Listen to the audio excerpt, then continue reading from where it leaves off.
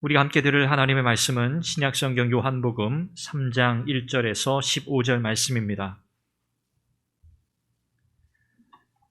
요한복음 3장 1절에서 15절을 교독하시는데 제가 먼저 읽습니다. 15절 마지막 절은 함께 읽겠습니다. 그런데 바리새인 중에 니고데모라 하는 사람이 있으니 유대인의 지도자라.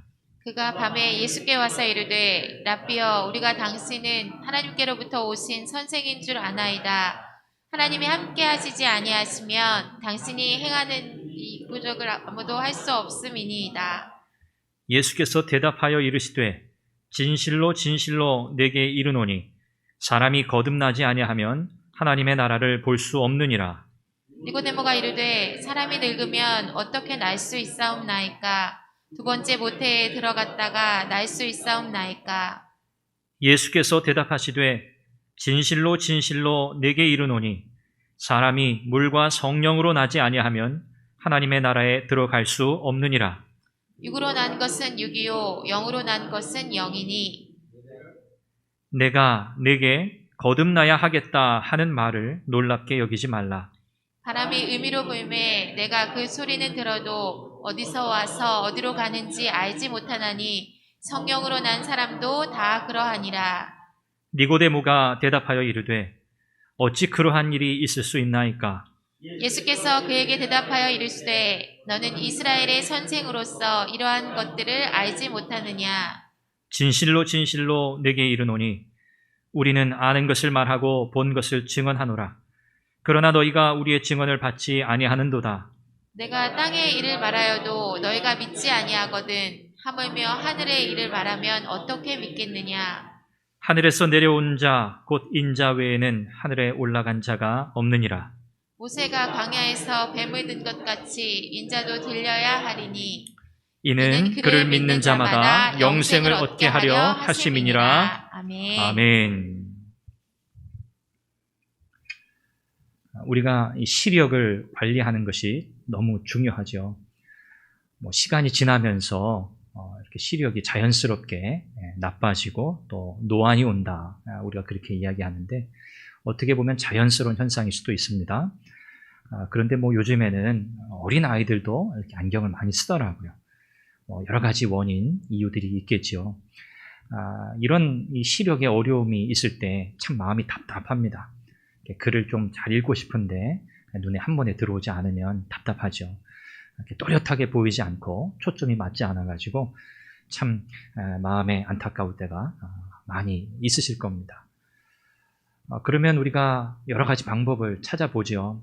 안경점에 가서 시력을 검사하고 안과에 가서 시력을 검사하고 안경을 쓴다든지 조금 더 심한 경우에는 눈을 이렇게 수술을 라식, 라섹 이런 수술을 통해서 시력을 좀 교정한다든지 이런 방법들을 동원해 봅니다.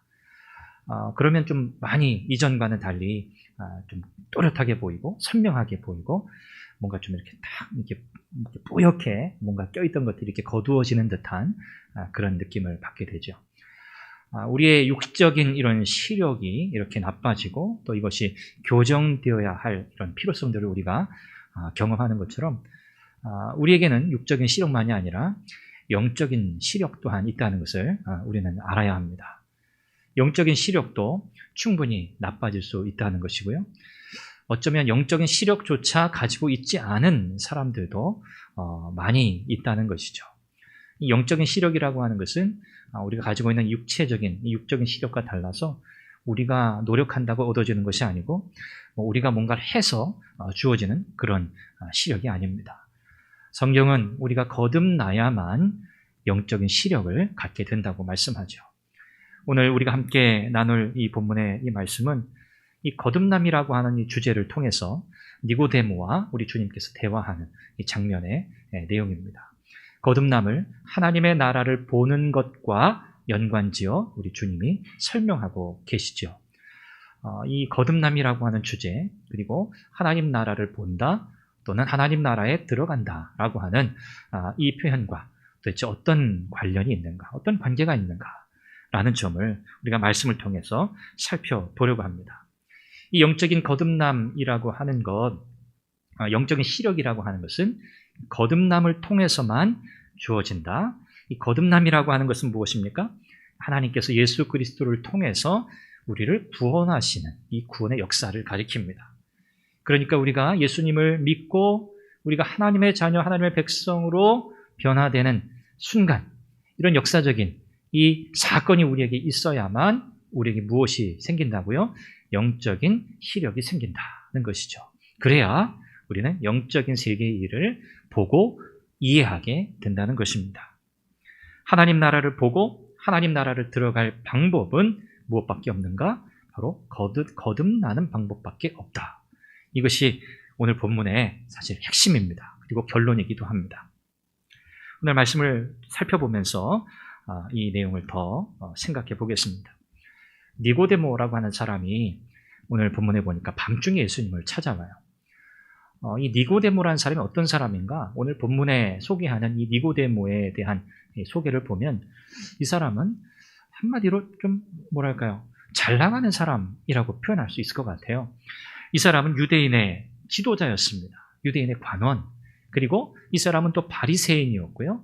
또 우리 주님께서 이 니고데모를 가리켜서 저 11절이죠. 이스라엘의 선생이라고 그렇게 부르셨어요. 그러니까 최소한 본문에서 우리가 니고데모가 어떤 사람인지 알 수 있는 세 가지 표현은 그가 유대인의 지도자, 관원이었다는 것, 그가 바리새인이었다는 것, 그가 이스라엘의 선생이었다는 것.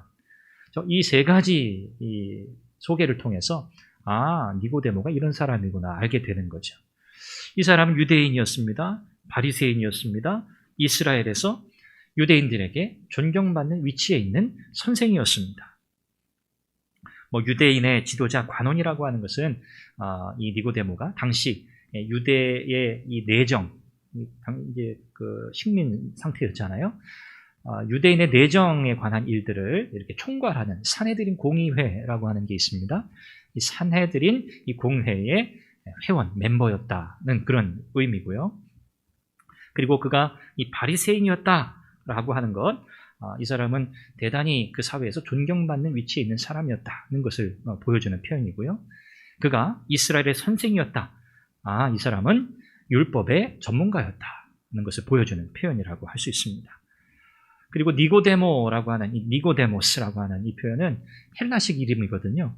이 당시에 이 사회에서 나름 유대인들 가운데도 나름 좀 이렇게 재력이 있고 어떤 사회적인 어떤 지위가 있는 그런 집안에서는 이름을 두 개를 이렇게 썼어요. 히브리식 이름을 가지고 있고 거기에 이 헬라식 이름을 덧붙여서 사용했던 거죠. 그래서 이 본문에 이 니고데모스라고 하는 이 헬라식 이름으로 그가 소개되고 있는 것은 이 니고데모의 이 배경이 꽤 괜찮구나. 나름 좀 괜찮은 집안에서 태어나 자란 사람이구나 라는 것을 알게 됩니다. 그러니까 여러 가지 면에서 참 뭐랄까요? 당시에 엘리트와 같은 사람이었다고 할까요? 니고데모를 오늘 본문은 그렇게 소개해요. 그런데 이런 니고데모가 밤중에 예수님을 찾아왔다고 요한복음은 기록합니다. 이 밤중에 찾아왔다. 이 요한복음에서 이 밤이라고 하는 것은 상징적인 표현이거든요. 우리가 1장을 시작하면서 무엇에 관해서 말씀을 처음 살펴보았습니까? 예수께서 무엇으로 이 세상에 오셨다? 빛으로 이 세상에 오셨다. 그렇죠? 빛으로 오신 예수 그리스도에 대해서 요한복음 1장에서 소개하고 있죠. 그래서 요한복음에 진행되는 모든 본문의 내용 속에 이 밤이라고 하는 것, 이것은 어둠이라고 하는 것은 바로 이 상징적인 의미를 빛의 반대 개념으로서 사용하고 있는 거죠. 요한복음 안에서는 이 밤이 영적인 무지함을 가리킵니다. 영적인 무지함. 그래서 이 니고데모가 밤중에 예수님을 찾아왔다라고 하는 것, 이거는 혹자는 이렇게 해석하기도 하죠. 자기의 신분이 드러날까. 나름대로 자기가 사회적으로 위치가 있잖아요. 존경받는 위치, 바리새인이었고 또 율법 선생이었기 때문에 무명의 청년, 당시 예수님은 무명의 청년입니다. 이름이 난 분이 아니죠.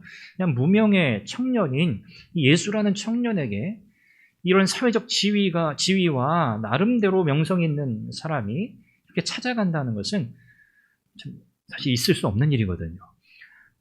이 니고데모가 그럼에도 불구하고 예수님을 찾아갔다는 사실도 사실은 이건 대단히 이례적이면서도 대단한 일이라고 생각할 수 있습니다. 니고데모가 이와 같이 밤중에 예수님을 찾아간 것은 그의 영적인 상태, 그리고 그가 가지고 있는 문제가 무엇이었는지를 우리에게 보여주는 실마리가 됩니다. 니고데모는 비록 사회적으로 겉으로 보기에는 부족할 것이 없고 모든 것을 다 갖춘 사람이었음에도 불구하고 그에게 해결되지 않는 문제가 있었다는 것을 보여주죠. 이것이 그의 영적인 무지함 때문이었다고 성경은 이 밤중이라고 하는 단어를 통해서 우리에게 그 의미를 전달해 주고 있습니다. 율법은 잘 알았어요. 그가 태어나 자란 배경이 그렇지 않겠습니까? 나름 종교적인 배경이 튼튼했어요. 나름 어떤 확신을 가지고 그가 자라왔을 것입니다. 그럼에도 불구하고 니고데모 안에는 뭔가 해결되지 않는 문제가 있었던 거예요. 그렇지 않다면 니고데모가, 여러분 성경에 바리새인들과 예수님의 관계가 어떻습니까? 친했나요? 친밀했나요? 아니죠. 바리새인 하면 딱 떠오르는 게 뭐죠? 위선자, 외식하는 자. 그래서 주님으로부터도 수많은 책망을 듣지 않았습니까? 그러니까 바리새인은요, 예수님의 대적, 위선자 이런 사람들도 등장하는 반면에 오늘 이 본문에 등장하는 이 니고데모는 이 복음서 중에 요한복음에만 나오는 사람이에요. 이 니고데모는 좀 다른 면이 있었다는 것을 보게 되는 거죠. 나름의 종교적인 확신 속에 살아왔던 그였지만 그는 영적인 무지함 속에 뭔가 해결받지 않은 문제를 가지고 예수님께 나온 것입니다. 이 오늘의 본문의 기록을 보면 뭔가 이렇게 상황이 좀 뭐랄까요, 자연스럽지 않다라고 생각될 만큼 뭔가 좀 이상하게 이 니고데모와 예수님과의 대화가 진행되는 것 같아요. 니고데모가 예수님께 찾아와서 여러분 뭐라고 만나자마자 뭐라고 이야기하죠? 2절에 보니까 그가 밤중에 예수님께 와서 이렇게 말하는 거예요. 라삐여, 우리가 당신은 하나님께로부터 오신 선생인 줄 알고 있습니다. 만나서 인사를 나눈다든지 통성명을 한다든지 그런 과정이 없어요. 그냥 예수님을 맞닥뜨리는 순간 니고데모가 뭐라고 말해요? 당신은 하나님께로부터 오신 선생인 줄을 알고 있습니다. 니고데모가 뭔가 자기가 어느 정도 통찰력이 있는 사람이다 라는 것을 좀 드러내고 싶었는지는 모르겠습니다만은 니고데모가 예수님이 어떤 분이신지를 자기가 이해한 예수님을 이렇게 소개하고 있어요. 밝히고 있어요. 니고데모가 여기서 예수님을 가리켜서 선생이라고 부르는 것은 대단한 존경의 표시입니다. 랍비라고 그렇게 하죠. 랍비라는 말이에요. 선생이라는 말. 이것은 대단히 존경심을 표하는 말이거든요. 아무에게나 랍비라고 부르지 않아요. 그런데 예수님은요, 사람들에게 이렇게 널리 알려진 분이 아니잖아요. 예수님이 누군지 모르는 사람들이 허다합니다. 아까도 말씀드렸지만 이 무명의 청년으로 여겨지는 예수님에게 나와서 랍비어라고 이렇게 말하는 것은 지금 니고데모가 어떤 심정으로 예수님 앞에 나오는지를 보여주고 있는 거예요. 나이로 따져도 니고데모가 예수님보다 나이가 훨씬 많았을 거예요. 그렇죠? 그럼에도 불구하고 니고데모는 예수님을 만나야겠다고 하는 강한 확신을 가졌어요. 근데 어떻게 이런 확신을 가지게 되었을까요? 우리가 성경을 이렇게 앞선 이 내용들을 살펴보면 예수님께서 예루살렘에서 표적을 많이 행하셨어요. 그리고 그 표적을 많은 사람들이 목격했습니다. 이 니고데모도 예수님께서 행하신 표적을 보고 그것을 알고 그것 때문에 예수님을 온 거거든요. 그 표적을 행하시는 분에 대한 뭔가 지식이 있었던 거예요. 저분에게 가서 내가 가지고 있는 이 문제, 이 고민에 대해서 뭔가 좀 해결을 봐야겠다고 할 만큼 니고데모에게는 확신이 있었던 거죠. 그래서 예수님을 찾아왔어요. 예수님께서 다른 바리새인들을 대하는 것과 다릅니다. 그렇죠? 어떻게 보면 참 이렇게 애정어린 눈빛으로 니고데모를 대하시는 듯한 그런 느낌을 받아요. 그래서 니고데모에게 정말 마음을 다해서 우리 주님이 그에게 대화를 하십니다. 진지한 태도로 나왔던 니고데모였던 것을 아신 거죠. 그래서 이 복음의 진리에 대해서 우리 주님이 니고데모에게 아주 자세하게 또 친절하게 말씀하고 계시는 거죠. 자, 그러면 니고데모의 그 풀리지 않은 그 문제, 그 고민이 무엇이었을까? 예수님 앞에 나올 수밖에 없었던 그 마음에 해결되지 않았던 그 문제가 뭐였을까 하는 거예요. 이 본문 안에서는 그 문제, 그 고민이 무엇이었는지 드러나지 않습니다. 왜요? 니고데모가 이야기하고 있지 않기 때문에. 자기가 무엇 때문에 예수님께 왔는지 니고데모가 말한 적이 없어요. 그런데 무엇을 통해서 알 수 있냐면 예수님께서 니고데모에게 하시는 말씀을 통해서 니고데모가 무엇 때문에 왔는지를 알 수 있는 거예요. 니고데모의 고민이 무엇이었습니까? 그건 다름 아니라 하나님 나라에 관한 것이었어요. 하나님 나라에 대해서 니고데모는 질문도 하지 않았어요. 그런데 주님은 그냥 니고데모에게 그야말로 단도직입적으로 너가 나한테 왜 왔니? 무엇 때문에 왔니? 이유가 뭐니? 라고 물으시지 않았어요.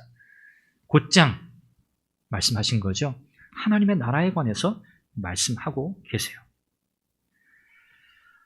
아, 그렇구나. 니고데모에게는 하나님 나라에 대한 뭔가 풀리지 않은 숙제 같은 그 문제가 있었던 거구나 라고 알게 됩니다. 이 당시의 유대인들은 대부분 다 그랬습니다. 하나님 나라라고 하는 표현을 모르는 사람이 없어요. 그들은 하나님의 나라를 기다리는 사람이거든요. 누구를 통해서? 메시아가 오실 텐데 그 메시아가 이 땅에 하나님의 나라를 가지고 오시는 분이라고 그들은 믿었고 그렇게 기대하고 있었어요. 그래서 모든 유대인들은 이런 메시아 대망사상, 하나님의 나라가 메시아로 말미암아 이 땅에 임하리라고 하는 이 기대를 가지고 살아왔던 거죠. 니고데모도 마찬가지예요. 하나님의 나라에 대한 기대가 있었던 사람입니다. 그런데 이 유대인들은 하나님의 나라에 우리가 자동적으로 들어간다고 믿었어요. 하나님의 나라가 우리에게 임할 것인데 우리는 예외 없이 그 나라의 백성이 된다고 믿었단 말이에요. 이것이 유대인들의 확신이었어요.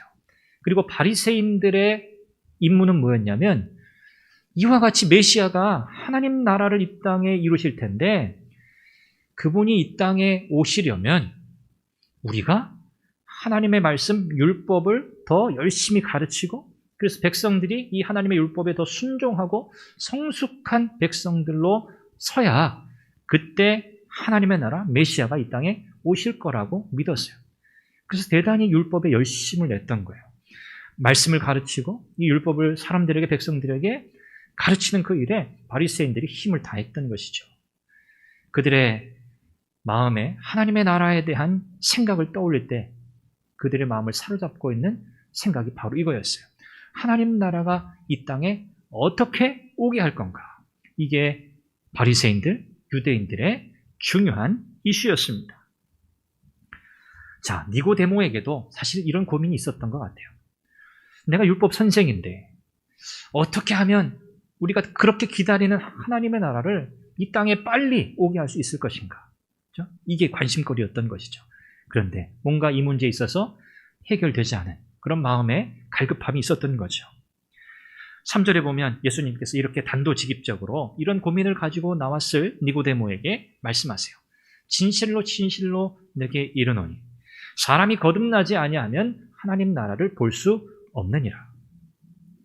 진실로 진실로 이 표현도 요한복음에만 나오는 표현이에요. 이거 우리가 이제 이중 아멘이라고 그렇게 표현하는데 이것은 대단히 중요한 그 중요도가 가장 높은 것을 설명할 때 쓰는 표현이에요. 오늘 우리가 읽은 이 본문 말씀 안에도 여러 차례 나오죠. 진실로 진실로, 진실로 진실로. 정말 내가 너한테 중요한 거 이야기할게 이거예요. 내가 이야기하는 거는 굉장히 중요한 거야. 그러니까 주의 깊게 잘 들어야 돼. 이런 말씀으로 하고 계시는 거예요. 뭐가 중요하다는 거죠? 뭐가 굉장히 중요하다는 거죠? 사람이 거듭나지 않으면 하나님 나라를 볼 수 없다는 거예요. 거듭나야만 하나님 나라를 볼 수 있다는 사실이 굉장히 중요하다는 거예요. 이것을 우리 주님이 니고데모에게 말씀하고 계세요. 그러니까 이거죠. 너희들은, 유대인들, 바리새인들은 하나님의 나라가 지금 어떻게 이 땅에 임할 것인가 그 방법을 두고 지금 고민하고 있는데 그게 중요한 게 아니라는 거예요. 하나님 나라에 어떻게 들어가느냐가 중요하다는 거죠. 바리새인들이 유대인들이 생각하는 하나님 나라에 우리가 들어간다고 확신했던 그 모든 확신은 뭡니까? 그 확신으로는 하나님 나라에 들어갈 수 없다는 것을 말씀하고 계시는 거예요. 니고데모를 혼란에 빠뜨린 단어가 뭐였을까요? 거듭남이라는 단어예요. 하나님 나라는 친숙한 단어잖아요. 거듭남이라고 하는 단어를 딱 들었을 때 니고데모는 그야말로 일대 지진이 일어났을 거예요. 그 말의 의미를 이해하지 못했기 때문이에요. 그래서 이렇게 예수님께 다시 되묻잖아요. 거듭난다는 것이 그러면 다시 어머니 뱃속에 들어갔다가 다시 태어나는 겁니까? 라고 묻잖아요. 여러분, 우리가 이 말씀, 저도 어릴 때 이 말씀 보면서 이렇게 웃었던 기억이 나요. 이렇게 상식적이지 않을 수 있을까? 어떻게 사람이 어머니 뱃속에 또 들어갔다가 다시 나올 수 있습니까? 불가능하거든요. 그런데 여러분, 아까도 우리가 살펴봤지만 니고데모는 무식한 사람이 아니에요. 니고데모는 엘리트예요. 잘 나가는 사람이에요. 배경 좋은 사람이에요. 공부 많이 한 사람이에요. 그런 사람이 예수님이 하시는 거듭남이라고 하는 이 말씀의 의미를 이렇게밖에 이해할 수 없었다는 것이 우리에게 무엇을 가르쳐 주겠습니까? 영적인 무지함이 가져오는 황당한 결과를 우리에게 보여주는 거예요. 영적인 눈이 없으면 이 거듭남의 의미를 이해할 수 없었던 거죠. 니고데모는 우리 주님께서는 영적인 거듭남을 말씀하고 계시는데 니고데모는 무엇으로 이해하고 있어요? 육적인 거듭남으로 이해해요. 왜냐하면 거듭난다고 하는 이 단어는 두 가지 의미를 가져요. 그야말로 다시 태어난다. 니고데모가 말했던 것처럼 뱃속에 들어갔다가 다시 태어난다고 하는 그 태어난다는 의미를 가져요. 그리고 두 번째 의미는 뭐냐면 위로부터 난다, 위로부터 태어난다고 하는 의미를 가져요. 이 두 가지 의미가 이 거듭난다는 단어 속에 담겨져 있어요. 그런데 니고데모는 무엇밖에는 이해하지 못했어요? 다시 태어난다는 의미밖에는 몰랐다는 거예요. 위로부터 난다고 하는 것은 어떤 의미입니까? 성령으로 말미암아 거듭난다는 뜻이에요. 성령의 역사를 통해서 새로워진다는 것을 위로부터 난다고 주님은 말씀하고 계시는 거예요. 니고데모의 지식, 배경, 그의 세계관, 이것을 통해서는 주님의 말씀을 도무지 이해할 수 없었습니다. 그래서 주님이 뭐라고 책망하십니까? 너가 이스라엘의 선생으로서 어찌 이러한 일도 알지 못하느냐? 참, 이 니고데모의 체면이 많이 구겨졌겠죠. 어떻게 보면 동문서답처럼 보이는 대화입니다. 그런데 예수님은요, 처음부터 니고데모가 가지고 온 그 마음속에 담고 온 그 주제를 가지고 지금 니고데모를 가르치고 계시는 거예요. 진리 가운데로 인도하고 계시는 거죠. 니고데모가 생각하는 그 하나님의 나라는 우리 주님이 말씀하고 계시는 하나님의 나라와 다르다는 거예요. 유대인들, 바리새인들은 정치적이고 현세적인 하나님 나라를 기다렸습니다. 메시아가 정치적인 메시아로서 이 땅에 임하실 것이라고 그렇게 기다렸습니다. 그런데 우리 주님은 그렇지 않다고 말씀하시는 거죠. 하나님의 나라는 그게 아니라고요. 하나님의 나라는 거듭나지 않고서는 절대로 들어갈 수 없는 나라라고, 볼 수 없는 나라라고 말씀하고 계시는 거예요. 여기 본다라고 하는 이 단어는 영접한다, 안다, 믿는다라고 하는 이런 의미로 사용되는 표현이에요. 거듭나지 않으면 하나님 나라를 들어갈 수 없다. 구원받지 못한다는 말이죠. 오늘 이 본문의 핵심은요, 거듭나지 않으면 구원받지 못한다. 이게 결론이에요, 사실은. 거듭남의 의미를 조금 더 살펴보죠. 거듭난다. 아까 말씀드린 것처럼 위로부터 난다고 하는 의미를 니고데모는 몰랐어요. 성령의 역사로 말미암아 정결하게 되는 것, 깨끗하게 되는 것을 의미해요. 또 니고데모에게는요, 당시 이 거듭남이라고 하는 이 단어가 이방인들이 유대교로 개종할 때 이 거듭난다는 표현을 썼어요, 일반적으로. 그러니까 니고데모의 지식으로는 이 거듭남의 의미를 더 이해할 수 없었던 거예요. 이방인이 개종할 때 사용했던 표현이기 때문에 그래요. 우리 주님은 이제 조금 더 구체적으로 거듭남의 방법에 대해서 말씀하세요. 5절인데요. 물과 성령으로 거듭나지 아니하면 하나님 나라에 들어갈 수 없다. 조금 전에 뭐라고 말씀하셨죠? 거듭나지 아니하면 하나님 나라를 볼 수 없다. 한 단계 더 나아간 거예요. 거듭남이 무엇인가? 물과 성령으로 거듭나는 거예요. 그런 사람은 하나님의 나라에 들어갈 수 있다는 거예요. 물과 성령으로 거듭나야만 하나님 나라 들어간다는 거죠. 이 물과 성령으로 거듭난다는 것을 물은 물 세례, 성령은 성령 세례 이런 구분이 아닙니다. 이것은 상징과 실체를 표현하는 헬라어 어법의 표현이에요. 그러니까 물, 이것은 무엇을 상징하는 상징적인 의미이고, 이것은 성령, 성령에 의해서 깨끗하게 정화되는 성령의 역사의 실체를 가리키는 표현이라고 할 수 있어요. 그러니까 물은 곧 무엇을 의미하는 거예요? 성령의 깨끗하게 하심을 의미하는 거예요. 그러니까 결론이 뭡니까? 거듭남은 성령께서 한 영혼을, 한 사람의 영혼을 어떻게 하시는 작업이에요? 정화시키시는 작업이에요. 이것이 바로 거듭남이라고 우리 주님이 설명하고 계시는 거예요. 그럼에도 불구하고 니고데모는 이해하지 못해요. 예수님이 또 설명하시잖아요. 6절에 보면 육으로 난 것은 육이요 영으로 난 것은 영이니 내가 거듭나야 하리라. 이 말을 이상하게 생각하지 말아라 라고 말씀하세요. 니고데모가 굉장히 충격을 받았을 것 같아요. 주님의 말씀은 그런 거죠. 자연적인 출생, 혈통적인 어떤 이런 정체성에 의해서 하나님 나라에 들어가는 것이 아니라는 거예요. 왜요? 유대인들은 그렇게 믿었거든요. 바리새인들은 그걸 가르쳤거든요. 그리고 그 기대 속에 하나님의 나라를 기다렸거든요. 근데 그게 아니라는 거예요. 그렇게 해서는 구원받지 못한다는 거죠. 그렇게 해서는 하나님 나라 백성이 될 수 없다는 걸 말씀하고 계시는 거예요. 누구나 한 번쯤 사람이라면 부모로부터 태어나지만 그 영혼이 구원받기 위해서는 하나님으로부터 태어나는 성령의 역사로 말미암아 거듭나는 이 역사가 반드시 있어야 한다고 말씀하고 계시는 거죠. 그러면서 우리 주님은 이 내용을, 거듭남의 내용을 바람을 통해, 바람의 비유를 통해 설명하시잖아요. 바람이 어디서 와서 어디로 가는지, 어디서 불어오고 어디로 가는지 알지 못하는 것처럼 성령으로 난 사람도 이와 같다고 말씀하세요. 무슨 말이죠? 성령의 역사, 거듭남은 성령의 역사라는 거예요. 하나님께서 주권적으로 행하시는 일이라는 거죠. 사람이 예상해서, 사람이 뭔가를 해서 얻을 수 있는 뭔가 외적인 조건이 갖추어져야만 주어지는 그 나라가 아니라는 거예요. 오직 하나님의 주권적인 역사에 의해 성령의 거듭나게 하시는 그 역사로 말미암아 하나님의 백성, 하나님 나라에 들어가게 된다는 것이죠. 여러분, 니고데모가 이 주님의 말씀을 끝까지 이해하지 못한 그 이유는 니고데모가 무식해서가 아닙니다. 그의 종교적인 어떤 열심, 확신이 모자라서도 사실 아닙니다. 니고데모가 주님의 말씀을 이해할 수 없었던 것은 그가 거듭나지 않았기 때문입니다. 거듭나지 않았기 때문이에요. 그래서 주님이 말씀하신 거죠. 너가 거듭나야 해 라는 말을 이상하게 여기지 말아라.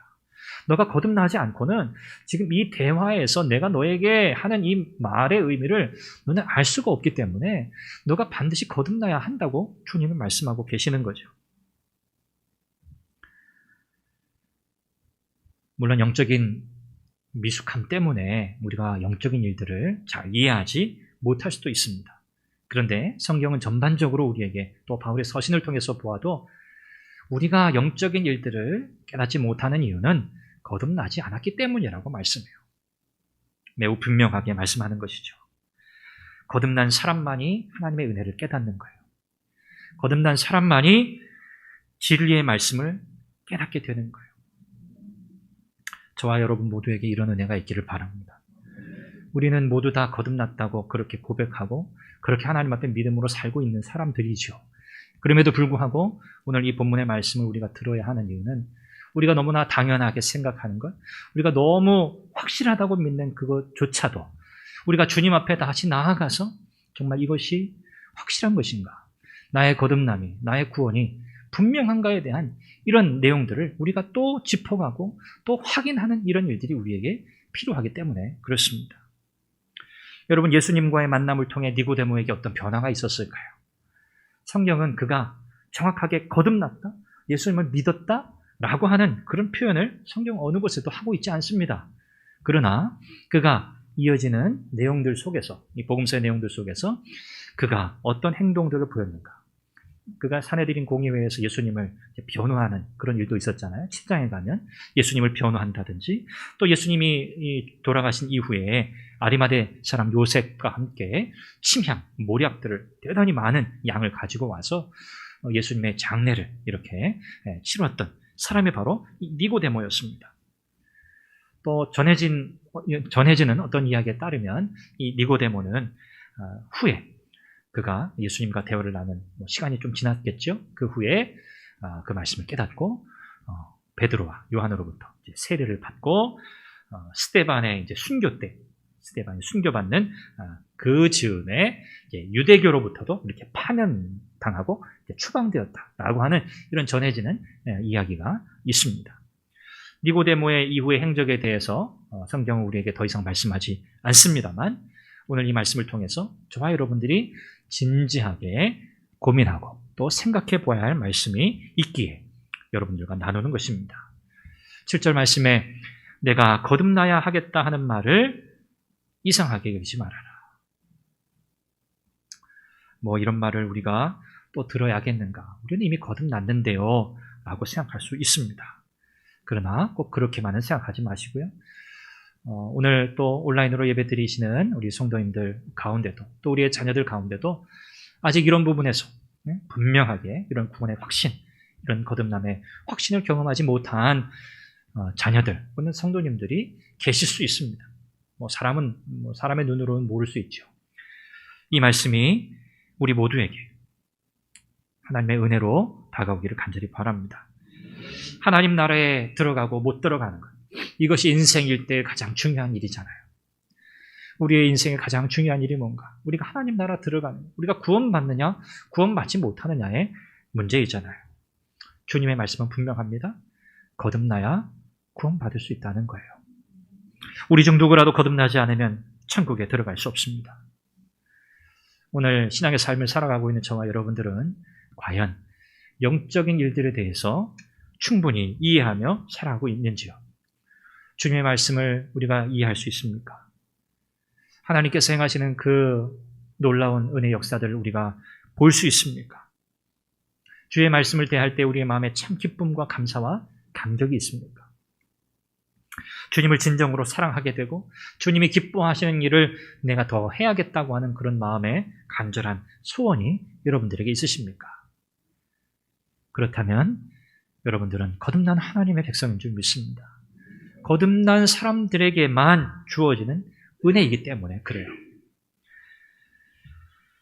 예수님께서는 오늘 본문 이어지는 마지막 부분에서 모세가 광야에서 뱀을 든 것처럼 자신도 들려야 한다고 말씀하세요. 그리고 이어지는 15절에 예수님께서 그와 같이 들리셔야 하는 목적, 이 들린다고 하는 것은 세 가지 의미를 담고 있어요.